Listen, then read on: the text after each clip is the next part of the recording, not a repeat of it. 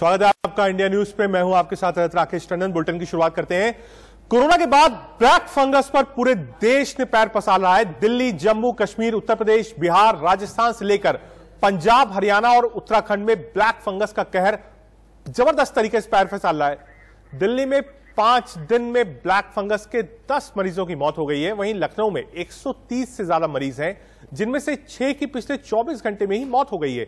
अलीगढ़ में black fungus के 2 मरीज मिलने से स्वास्थ्य विभाग में हड़कंप मचा हुआ है। गुजरात में भी ब्लैक फंगस के केस बढ़ते जा रहे हैं। सिर्फ सूरत में 700 ब्लैक फंगस के मरीजों का इलाज चल रहा है। महाराष्ट्र में ब्लैक फंगस के 1500 मरीज हैं और लगातार स्टेट्स को एडवाइजरी भेजी जा रही है कि आप इसको महामारी घोषित करिए। स्टेट्स अपने तरीके से काम कर रहे हैं। राज्यों की हम बात कर रहे हैं, सीधे पंजाब आपको लेकर चलते हैं। पंजाब के स्वास्थ्य मंत्री बलबीर सिंह सिद्धू साहब हमारे साथ हैं। बलबीर सर, बहुत स्वागत है आपका इंडिया न्यूज पे।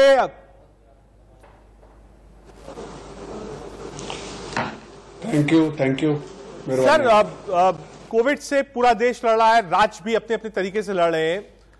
राज्यों में नंबर्स कम हो रहे हैं, लेकिन बड़ा सवाल यही है कि मरने वालों की संख्या, बलबीर जी, बिल्कुल किसी भी राज्य की आप बात करिए, वो संख्या नीचे नहीं हो रही है। तो इसके पीछे लगाया जा रहा है क्या टेस्टिंग कम हो रही है स्टेट्स में, क्या आंकड़े छुपाए जा रहे हैं? ऐसा क्यों है कि एक तरफ सर्ज जो है इन्फेक्शन लेवल वायरस का कम हुआ है, नंबर्स कम हो रहे हैं, लेकिन मृत्यु दर किसी भी स्टेट में कम नहीं हो रहा?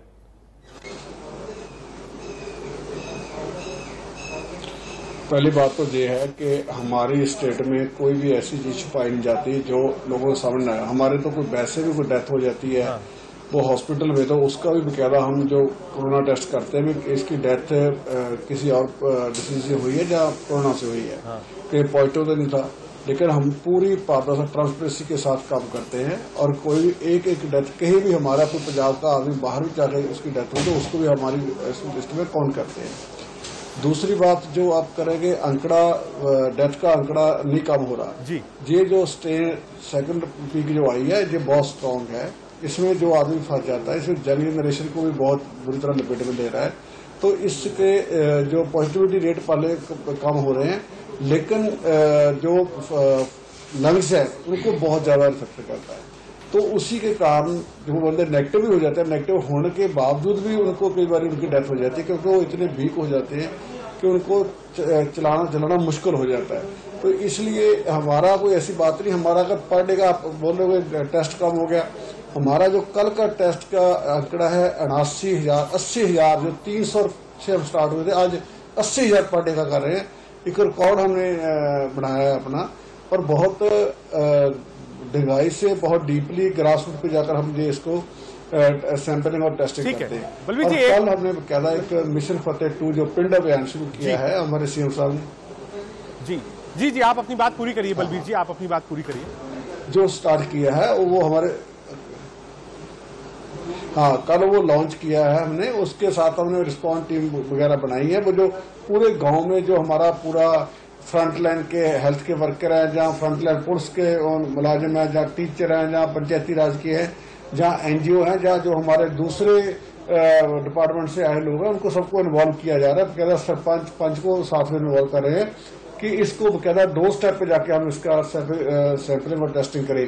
क्योंकि ऐसा होता है कि बहुत सारे गांव में ऐसा है कि लोग अपने घर पे पड़े रहते हैं, लेकिन जो वहाँ के लोकल आरएमपी डॉक्टर जो गांव वगैरह में होते हैं उससे कोई ना कोई दवा लेते रहते हैं। ठीक है, वो उनको उनका टेस्ट करवाते, टेस्ट जब करवाते हैं। ठीक है, तो साहब एक जो बड़ी आप कह सकते हैं कन्फ्रंटेशन है सेंटर्स और स्टेट के बीच में, वो वैक्सीन को लेकर है। कई स्टेट्स ने कहा है कि हमारे पास वैक्सीन नहीं है। हमने अरविंद केजरीवाल को सुना, गहलोत साहब को राजस्थान से सुना, कई लोगों ने कहा वैक्सीन की कमी है, वैक्सीन सेंटर्स बंद करने पड़ रहे हैं। पंजाब में वैक्सीनेशन का प्रोसेस कैसा चल रहा है? क्या आपको भी लगता है कि वैक्सीन कम है? पहला। दूसरा, ग्लोबल टेंडर्स क्या आपने करे हैं, और क्या अगर करे हैं तो क्या? बिल्कुल, जो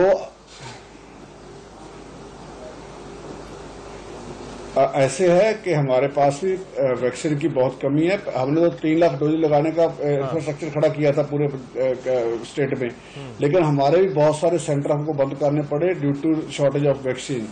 और दूसरी बात यह है कि जेकर हमारे को आज 3 लाख डोज भी मिल जाती है तो हम पर डे लगा देंगे।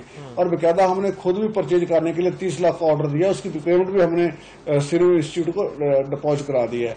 जो आप बोल रहे हैं कि ग्लोबल टेंडर की बात, वो कल हमने फैसला ले लिया। आज शायद आप अखबारों में पढ़ा होगा कि हमारी सरकार ने बेकायदा जो Sputnik plus McDonagh plus Johnson and Johnson Pfizer सबके बारे में हमने ओपनली टेंडर लगा रहे हैं कि हमारे पास कोई भी पार्टी पार्टिसिपेट करेगी जो 80 वैक्सीन होगी हम उससे लेंगे, चाहे किसी भी कीमत पे कोरोना लेने पड़े, लेकिन हम अपने लोगों की जान बचाने के लिए हर हरवा बरतेंगे।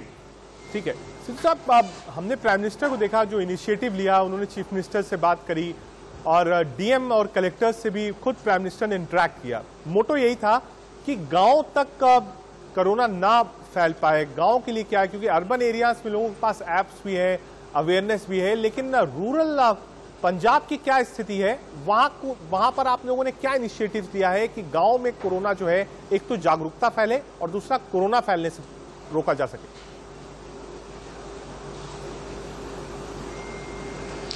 ऐसे है, हमारे गांव में स्प्रेड हो गया है, लेकिन हमने काम स्टार्ट कर दिया है गांव में भी।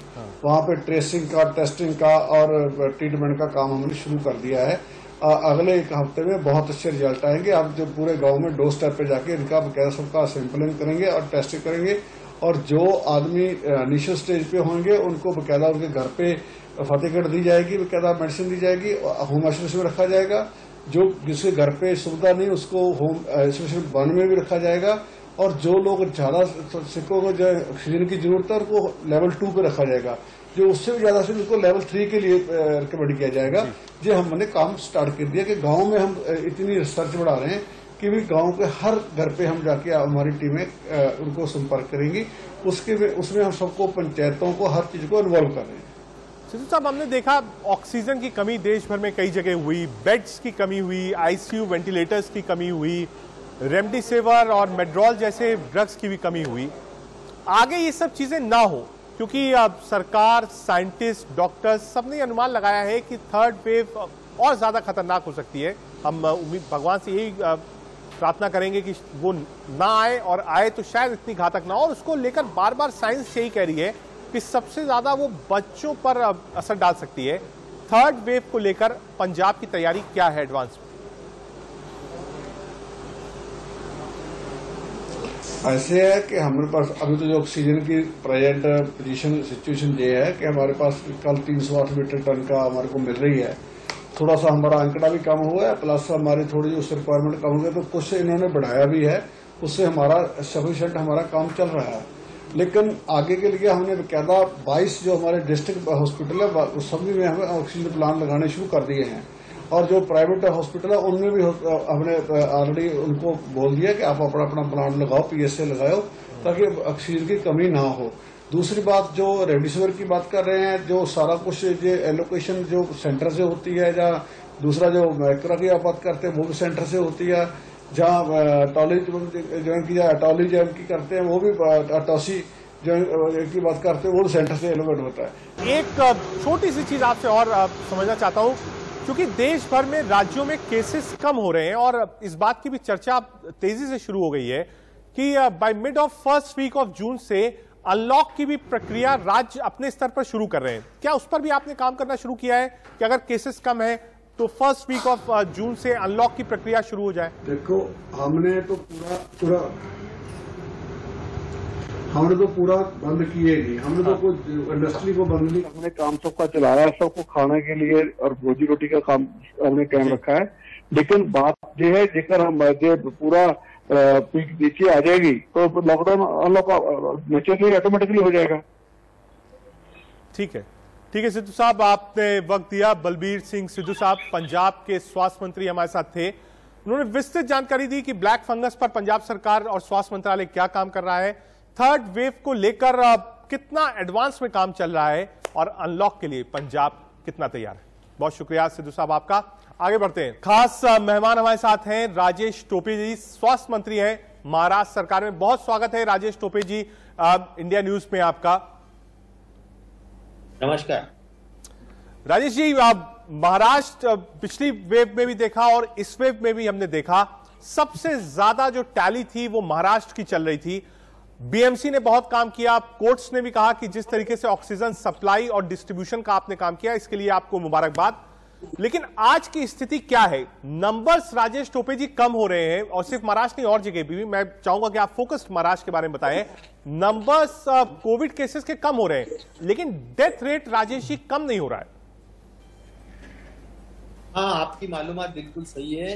नंबर्स अभी हम जब मैं ये कंपैरिजन के लिए जरूर बोलूंगा कि नंबर्स हमारे 7 लाख एक्टिव केसेस तक गए थे, अभी वो 4 लाख पे स्थिर है, यानी स्टेबल है, और उसके भी नीचे जा रहे हैं, तो डिक्लाइन है। और अगर रिकवरी का रेट देखेंगे तो वी वर लेस देन 80, यानी 18, अभी 91 के ऊपर है, लेकिन पहले 80 के दरमियान गए थे, 80-85% के दरमियान रिकवरी रेट गया था जी। तो रिकवरी रेट भी बढ़ गया है और एक्टिव केसेस भी कम हो रहे हैं। हमने काफी कुछ जिलों के हद तक जो डेथ रेट बढ़ रहा है ये सही है, और उसकी वजह है लेट प्रेजेंटेशन होना, क्योंकि लोगों में आज भी यही एक भावना बनी है कि मुझे कुछ नहीं होने वाला, ये नॉमिनल जुकाम है। राजेश जी, इसी में ऐड ऑन, राजेश जी इसी में ऐड ऑन करना चाहता हूं। अब ये अर्बन की बात थी, जो नंबर्स की हमने बात करी। अब रूरल महाराष्ट्र में भी केसेस आ रहे हैं, और कई ऐसी ग्राउंड रिपोर्ट्स मेरे सहयोगियों ने महाराष्ट्र के रूरल एरिया से भेजी है, जो कि कई जगह बहुत अच्छा हुआ है। कोरोना से पूरा गांव आप कह सकते हैं आइसोलेट हुआ, उसका ठीक हो गया। लेकिन कई इलाके ऐसे हैं जहां वैक्सीनेशन को लेकर अभी भी जागरूकता नहीं है। गांव के लिए क्या कर रहे हैं आप? नहीं, वैक्सीनेशन की हद तक तो मैं ये कहूंगा कि महाराष्ट्र की कैपेसिटी करीबन 8 लाख पर डे कैपेसिटी है, इतना पोटेंशियल हम रखते हैं, और हमने 5-5.5 लाख का तो बेंचमार्किंग अभी किया भी है। ठीक है। अगर हमें केंद्र शासन 8 लाख 10 लाख पर डे हम एडमिनिस्टर कर सके, उतना वैक्सीन अगर देगी तो हम बिल्कुल उतना कर सकते हैं। तो वैक्सीनेशन पे हमारा पूरा भरोसा भी है, पूरा जोर है, लेकिन 45+ एज का वैक्सीनेशन का पूरा कार्यक्रम जो है वो गवर्नमेंट ऑफ इंडिया का है। तो गवर्नमेंट ऑफ इंडिया का है तो गवर्नमेंट ऑफ इंडिया ने सप्लाई देना चाहिए, इतनी हमारी मांग। नहीं राजेश जी, इसको लेकर एक बहुत लंबी बहस छिड़ी हुई है कि जो वैक्सीन राज्यों को मिलनी चाहिए वो उतनी वैक्सीन मिल नहीं रही है, वैक्सीन डिले है, वैक्सीनेशन का प्रोसेस डिले है। कई स्टेट्स ने ग्लोबल टेंडरिंग भी की है, मैं समझता हूं महाराष्ट्र ने भी की होगी। क्या ग्लोबल टेंडरिंग से कंपनीज आई हैं? क्या आप लोगों की बात चल रही है बाहर की कंपनीज से कि टाई अप कर लें और हिंदुस्तान में इंपोर्ट कराई जा सके वैक्सीन? ग्लोबल टेंडर हमने वैक्सीनेशन का निकाला है, करीबन 5 करोड़ वैक्सीन हमें मिले, ऐसा ग्लोबल टेंडर निकाला है, लेकिन कोई रिस्पांस नहीं है। क्योंकि रिस्पांस के लिए मुझे ऐसा लगता है कि काफी उनको जो यानी नॉर्म्स जो फुलफिल करना पड़ेगा, वो काफी उनको ऐसा लगता है कि बहुत ही ज्यादा स्ट्रिंजेंट है, और इसीलिए जो स्पुतनिक है, फिर तुम्हारा मॉडर्ना है, जॉनसन है और फाइजर है, ये सभी वैक्सीन का अभी तक रिस्पांस नहीं आया है। 2050 is the last date for submission. नहीं राजेश जी बिल्कुल जायज है। मैं एक चीज और राजेश जी आपसे समझना चाहूंगा, जो केसेस हमने देखे और पहली बार सुना ब्लैक फंगस के बारे में, वो महाराष्ट्र में केसेस आए। इस समय सबसे ज्यादा केसेस महाराष्ट्र में ही ब्लैक फंगस के हैं, उसके लिए सरकार क्या कर रही है? देखो, ये ब्लैक फंगस जो है ये होता है हाइपरग्लाइसीमिया से, यानी अगर हम हमारा ब्लड शुगर मेंटेन नहीं रखते हैं तो उसी का मेन वजह वही है कि हाइपरग्लाइसीमिया। और दूसरा वजह ये हो सकता है कि इम्यूनो सप्रेसेंट, यानी जो भी इम्यूनिटी सप्रेस किए हुए लोग हैं उनको ये अपॉर्चुनिस्टिक डिजीज है। ये अपॉर्चुनिस्टिक है, यानी जहां पर उनको संधि मिलती है, अपॉर्चुनिटी मिलती है, वो वहां पर फंगस बढ़ जाता है।